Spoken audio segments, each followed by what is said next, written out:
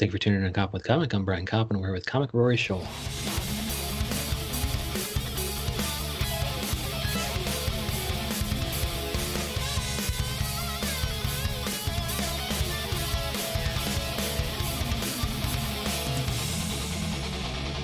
Rory Scholl, how the hell are you? I am great. Thank you. Good. Yeah, thank you so much. Yeah, thank you so much for coming on. I know I follow you online. You're at Instagram. You're at Rory Pancakes, which is hilarious. But you're That's me. also, one of your projects is the Trump Statue Initiative.com. Yes. Fuck yeah, we're going to talk about that in just a second because I see that gold statue kind of stuff all over your Instagram, and I was like, what the fuck is this? This is cool.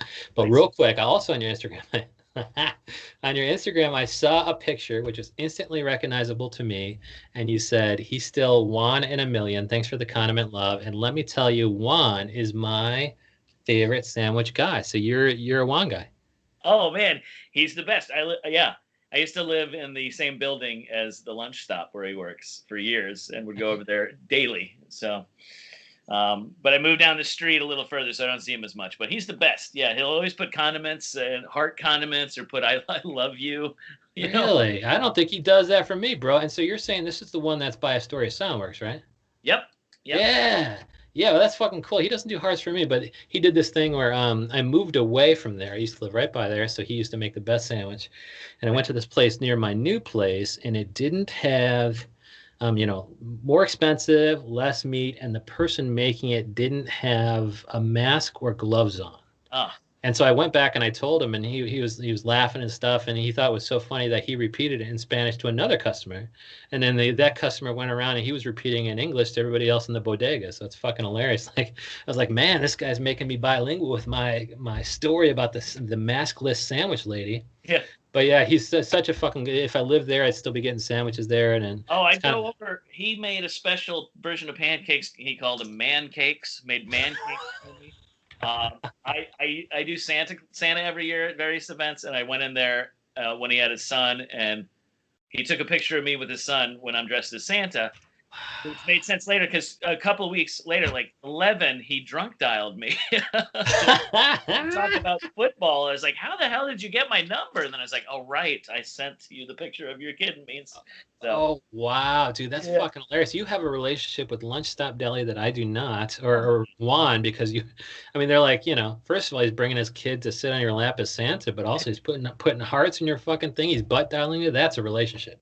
They may or may not have security footage of me from New Year's Eve 5 years ago with no pants on. It's quite possible that happens, but yeah, dude. And so once I saw that, it immediately bonded me to Rory Scholl, because I'm like, dude, you can't go wrong with Juan, let me tell you. And are you walking your cat there on a leash? I did. We're a couple blocks too far from my cat. Only goes in maybe three square blocks here. Okay, dude, that would be adorable for me to fucking see that. But yeah, tell me, I see this on your Instagram, and it looks like it's a big time thing that has its own website. Tell me about the Trump Statue Initiative. Yeah, it's great. It's a group of artists put together by this director, Brian Buckley, who does a lot of commercials and some movies and stuff. And, everybody's very passionate about getting Trump out of office. And his whole thing is, Trump likes these statues of losers, so let's give them some, So we travel around the country and we do these living statues, and so far we've gotten really positive response. We just did one in New York last week, I think. Yeah, and if you look at it, it's like he's so it's kind of like Silver Robot Man or something, but you guys are actually like, is that you that's on this golf cart painted in gold? Yeah, I play Trump in the statues. That is so fucking cool, man. It looks so lifelike. I mean, it looks like a perfect statue. You don't know it's, I guess, not lifelike. It's not. It's so statue-like, meaning you don't know that it's a person. Yeah. And if you get on like Reddit, or we were in Newsweek, some of the comments that the Republicans have, I mean, I guess we're fooling them, because they're like, we should go down there and tear them down. I'm like, we walked away, dude. We just walked away. Don't have to do that. Dude, if they found out that was real, they would fucking shoot your face off. Let me tell you, they're dudes. But I guess you pose. So meaning like, it's not just one pose. Like you will move. Like I see you. No, I guess in both pictures I'm seeing, you were pointing off into the distance with a golf club, and so you just stay in that one pose the entire time. Yeah, well, for as long as you can, and then we kind of that golf club is a real golf club, and I'm heavy, and I mean it's heavy, and I'm heavy, and my core strength was not as strong as I thought it was, so I did have to switch arms every once in a while for the golf club. But we'll try to do like 3 or 4 statues each time. Wow. And then, I mean, what about the base? I mean, you guys are on this base that looks like a marble a marble base or something like that. What is this base that you're sitting on? It's just sturdy wood, but it's pretty light because sometimes we'll have to set it up fast and then throw it in the back of the truck and drive away. But yeah, look, I mean, it all looks really good, great. The artist he got to put everything together know what they're doing and can do it really fast. Wow. So how'd you get cast as this part? This was just an event company I was working for doing character work at parties. And then they were like, are you on board with this message? And I was like, oh, hell yeah, yes, I'm in. So, it's coincidence just from but now that we're in, like everybody gets to, contribute and it's great just being with a whole bunch of like-minded people that are against this presidency and with good reason. Yeah, and what kind of reaction are you seeing from kind of the onlookers? Are they just immediately drawn to it? Do you have a bunch of people just kind of gaping at it and looking really closely at you, even if they can see you breathing? And is it hard not to show your breathing, etc.? How still do you actually stay? We only stay, maybe for 10 minutes at a time. It's more about getting the shots and getting the pictures out there. We're not it's not set up like in Times Square with a tip bucket where it's like, oh, they moved. which now that I think of it, that's not a bad idea. But the response has been pretty good. Our first one was in DC, and I didn't know DC was as blue as it was, and we got a lot of people coming up saying thank you for putting this up, taking pictures with their kids and things like that. Wow. So not a lot of pushback. Here in New York, I guess we got a couple Trump 2020 shouts when we were in front of Fox News, which is pretty obvious. But other than that, pretty positive so far. Good. Well, let's hope you stay safe and nobody gets too irate about it. But yeah, and in the meantime, I think, of course, you're Astoria-based, I think, because, you had Juan, and of course, I think you've been at QED quite a bit. What can you say about your stage time at QED, and has it carried over into the backyard thing they got going on? Well, QED, we just had our 5th anniversary in November, so I was working there for the past couple of years. Yeah, it just sucked. We of course we got shut down when everything else did, but then we reopened around the 4th of July, and because we do have a patio space in the back, and we were social distancing. We had maybe 20 people out there. Yeah. Everybody had to wear a mask. The tables were far apart. We wiped down the microphones in between each comic, which is something you don't think about really, but. And then I guess Cuomo decided that stand-up comedy was not a safe or essential form of entertainment, so we got shut down again. Even outdoors in the back. Even outdoors in the back, yeah. What? And now, and still, the update now is it's still not the only you can have. I guess these parking lot shows are popping up, and I'm not exactly sure how that's working when we have our own patio, but they're letting trivia hosts and things like that and karaoke, but. Not comedy. I don't think he understands what comedy is. I guess I don't know. Yeah, and are they doing the same thing with the park shows, or are park shows allowed? No, the park shows are going on. So they're just being penalized the fact that they also have a comedy club right next door. Yeah, it's like if you were just a patio, you'd be fine, but if it's a patio attached to a comedy club, you're penalized. Wait a minute, you're right. We should call ourselves a coffee shop. Maybe yeah. Yes. But I suppose, if you have a liquor license, you're not allowed to do it out back. That's fucking crazy, dude. That's one of the safer things. Yeah, I was in their podcast studio. Have you ever been down in the basement with their podcast studio? Yeah. Yeah, and so that thing, I was doing, 80 comics out of there in 2020. And the last couple days, man, it's like, the cancellations got more and more because it got more serious. Like that Saturday night is when they shut the NBA down. Yeah. And so the cancellations just went nutty. But because it's so small, because I'd be laughing my ass off at the comics who come on, that's the most dangerous thing, man. I'd be the I'd be the super spreader, We would almost need to air it out in between and shit like that because it's small, it's supposed to be. Super spreader podcast hour, yeah. So yeah, I hope I didn't, the last couple of days with the last 6 comics or so, I hope I didn't, I don't think I've had it, and I don't think anybody else have had it. But if anybody has it and they come into contact with me, I'll probably get it, and everybody else I come into contact Yeah, with will, and then of course everybody at the mic that night will. So I'd be yeah. one of the super spreaders in the comedy community. So it makes sense that that would be shut down. But the back looked super safe. I just The assumed it back was was open. great, and the neighbors were on board. We would shut down around 10:30. So I don't know. I don't know. And so yeah, what kind of stuff were you talking? Like, so you worked at QD, but you played there too. And what kind of what kind of shows were you on? Were you just hopping on whatever show would have you, or did you have your Well, own show there for a while? I'd like run the door and ticket sales and things like that on my nights off. And then I was kind of in charge of like the improv. We would do, I had a monthly improv show there, and then we would do a yearly improv tournament where we'd Oh. have duos from all over the city come, and we'd have sponsors, and it was a big week-long event, which was great. So we did a lot of that. And what And kind of improv people were coming on? I guess probably Joe Leonardo was probably there, Astoria based improviser. I don't know if I know Joe. Okay. Yeah, I thought he's pretty juiced into the improv scene, I think. But yeah, who were some improvisers who were regulars at the Astoria QED improv thing?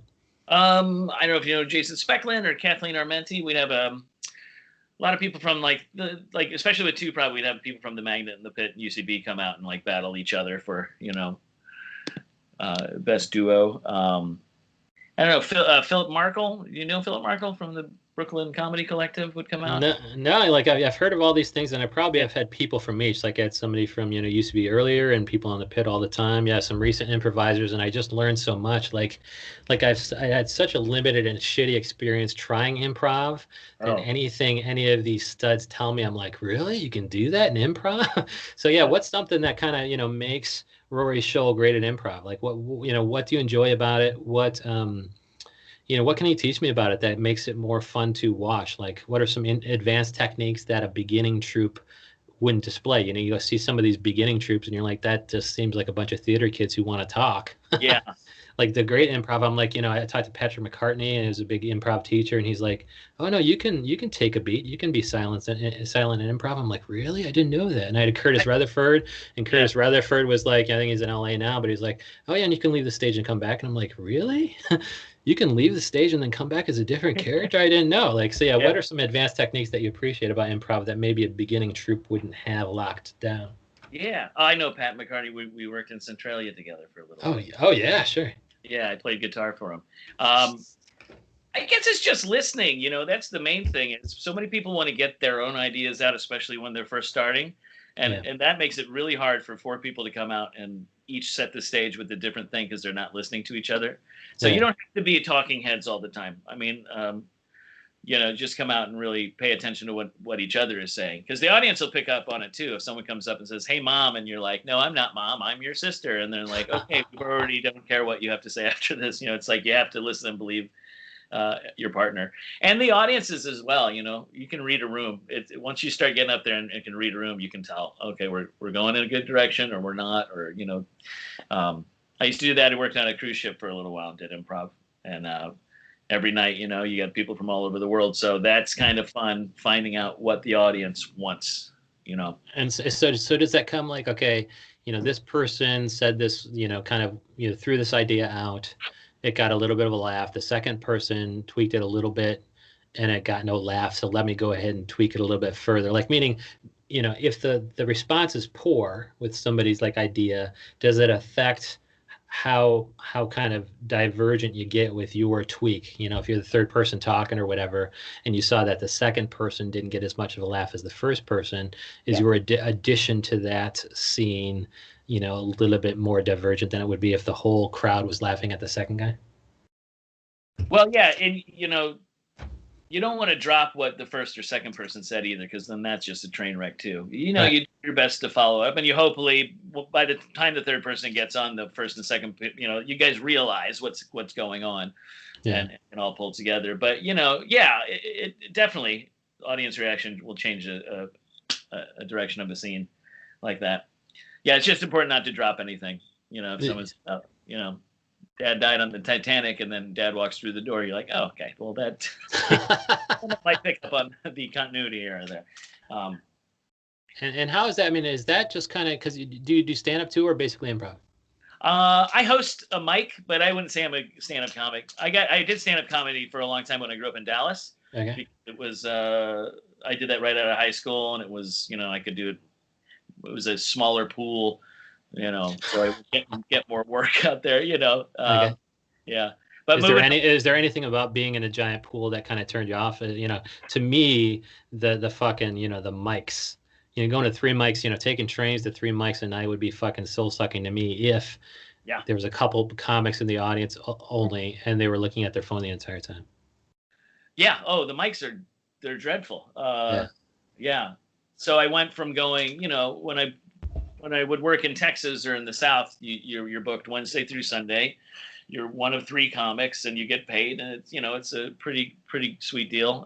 Yeah, and a real audience of normal people paying attention. The Looney Bins. I did the the Funny Bone tours and all this, so it was real audiences. And then you come up here and you're one of 16 people, and you're all talking about the same shit. Like, yeah. To be a stand-up, you really have to have a point of view, and they don't want to see another schlubby white guy talking about comic books and jacking off again. It's like great. So unless you, so is that when I had Mike Kaplan, I think he said something like his personal stuff is becoming more relatable. He's not now that I think he's getting married or something like that. He's becoming more relatable just because as a person he's doing more normal things. I think did you find that?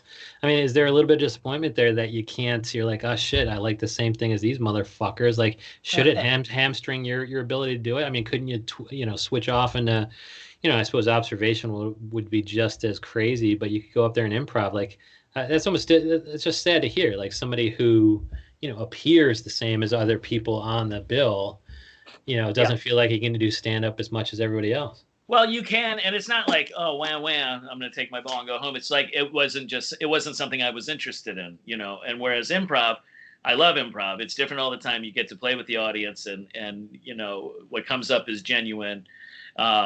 I mean, yeah, and maybe it's a little bit of being lazy on my part, but I just didn't want to tweak it enough. I wasn't interested enough in doing it. You gotta love it in order to find your little place. I know what I'm saying is important or funny, and this is great. And it's just like, I could string together a set for a certain show, or I'll do certain things, but to do it over and over again, it's just that's just a discipline that I didn't have when I moved up here. But and I think I said that to Amanda Van Nostrand, something like why would I want to, at best, like at your very best, you're getting up and just repeating jokes that have already gotten laughs all the time. Like, why would I fucking want to do that, right? Right. And I suppose you're also working in B material, and I suppose at the moment something becomes something, that's kind of neat. The discovery of, oh, holy shit, if I say these things in this order, people are laughing. That's probably a cool moment. And maybe you're just hanging your hat on, oh shit, there's another joke I'm going to try today. But at its best, I would think it would just be kind of repetitive. I mean, it's good to have it in your pocket. Like if I had to, like, hey, get up here and do 10 minutes or something, I can do it. But I just enjoy improv so much more just for that reason, because it's different every time. I was in musical improv troupes for a while too, and that is just when you do an improvised musical and then people get off, you get off the stage and people were like, "There's no way you guys wrote that." That is such a good feeling. Even better than if we had written it and come out and did it. Yeah. Oh my gosh. No, yeah, it's super impressive and things like that. And did you had Allie Gordon on, who said something like she enjoys the fact that she can be somebody else. Like if you come out and you say, I'm a dog, of course you're a dog. They have to accept it. It's not like sketch or something where they'd be like, no, you're obviously this looking girl. You're going to be cast in this sketch as this looking person. Like, yes. So you like the fact that it's different all the time, but do you also like the fact that you can play something else or no? Yeah, I love playing. My favorite character to play is stupid. Just a dumb character who doesn't get it, and he just has these awful one-liners. He's still listening to everybody. He's still part of the story, but you throw in the one-liners when you can, and you just playing a stupid character is very relaxing to do. Yeah, and so how would you do that? Like we go into the Juan bodega, and we've never been there before. How would you act stupid with Juan? I just grab a can of food off the thing and start eating beans out of the can and just not realizing that you're doing it. Or have him make it, right? Here, could you cook up these beans then? I give you the can. Is that what we do? Yeah. Just acting ignorant. It's just there's something about being that dumb is relaxing, And I can't do 15 minutes of stand up as an idiot. I don't want to do a character in stand up. Yeah. Improv is totally different. And I mean, is that why you're so good at being Trump? Because he might be a little bit dumb. Maybe. Yeah. But you've never done like a Trump character on stage or whatever. No, no. The scowl, after doing the scowling for like an hour in one of these statues, it just makes me it makes me angry. So like Oh gosh, so it's actually so personally like I fucking hate it. I mean, uh, on your Instagram, are you doing any online comedy here on the Instagram? So if we fire up some of these videos, is it you doing, improv or sketch? What can we expect from these front-facing videos of yours on Instagram on Rory like, Pancakes? they're just stupid. They're what I they're the result of 5 White Claws and an edible at 2 in the morning. So, I mean, always after I post them, I get direct messages. Hey, are you okay? Do you need money? Do you need sunshine? What's going on? Yeah. You are living the life, dude. Oh yeah. White claws, edibles, front-facing videos, and then you take your cat on a walk to Juan to make you what man cakes, does he call them? Pancakes, baby. Yeah. And so what were they? And is that where you got your name Rory Pancakes? And how did you get that name? No, I've always had Rory Pancakes. That's my handle on PlayStation. If you want to play Grand Theft Auto online with me, Rory Pancakes. I'm on there. And why is that? I honestly I don't remember how I got. I think it was one of my first emails, and I was just being a jerk about it and just put Rory Pancakes. But it stuck. I do enjoy pancakes. Yeah, what were the man cakes that Juan made? They were just giant heart-shaped pancakes with a whipped cream arrow. And are we sure Juan isn't in love with Rory? I thought if I lived in that building, he was going to kill me. I just met the man who's going to kill me. This is it. Really? Because he's so obsessed with you with this fucking heart-shaped shit? Yeah, that, and we were in the same building, so occasionally he'd knock on my bedroom window, and I'd open it, and he'd just, like it was a drive-through, we'd just start talking, and my cat would come up, and he'd start talking to Valentino. It's like, okay. Wow, and I think sometimes he might just be kind of, you wonder if he's practicing his English. No, I don't know. No, he's pretty good. It's Mohammed. You ever talk to Mohammed there? The other dude, the guy's ringing up people? Yeah, he's so funny. He only has 2 phrases. He's like, "Hey, how you doing? What's going on? How you doing? What's going on?" Every time I'm like, "I'm good." And now he's got his young son working there to the point where it's like he's trying to bring him along, and some people are impatient. But you kind of exchange looks with that guy, and he's like, "Yeah, I got to teach the kid somehow." Yeah. No, those guys are great there. I need that video of me on New Year's Eve, but other than that. Well, yeah. So what can we expect next? We're tracking at Rory Pancakes on Instagram here, and of course, the Trump Statue Initiative is just kind of a gig you got, and you're perfect at. Like, what can we expect as far as comedy content? When are you going to get some White Claws and edibles in you for the next comedy video? I don't know. What time is it? We'll do it yeah, right 3:30. Yeah, 3:30. Why not? Yeah. Right now, I'm the main thing I'm working on. I'm lucky enough to have an online gig with a company called The Big Quiz Thing, which is it's a game show for corporations that we used to do live, used to travel around, but now we've found a really good Zoom format, and so that's my main gig right now. Which is what is it? It's kind of sponsoring. It's a funny way to bring I don't know, branding to life or some shit. What is it? Yeah, it's not even like a brainstorming thing. It's just a legit game show. Like I just did one for the Environmental Defense Fund, and we did one for Loyola University, and it's just people get on. They get on our website. It's a PowerPoint presentation with the audio and video clues, a lot of pop culture. We can sprinkle in, questions about specific things if you want. But it's just a way for companies to play together. We used to, like I said, we'd go to either bars or their offices and set up, and they always had food and drinks. When I don't get food and drinks for it now, I just sit here. And are you the host? Yeah. Okay, I'm going to Google that right now. What's it called? The quiz what? The Big Quiz Thing. The Big Quiz Thing. And so if people want to see Rory host this thing, they Yeah. go to bigquizthing.com. And how often can they see this? Well, like I said, it's not a live show. We get hired, so Okay. they can hire us. Yeah, our the boss is based out of San Francisco. We've got about 8 Quizmaster hosts that do this all over the country. And so it's like corporate trivia, team building, and so you'll go around to companies and do this for them. Right. Yeah, but I can also do it, for personal people, birthday parties, quinceaneras, whatever you got. I'll do it with my pants off, like Santa Claus at the bodega. That was not the same day. You were going to get me in trouble now. But also you can pay attention to him on twitch.tv/Rory Pancakes. Rory Scholl, thank you so much. Thank you.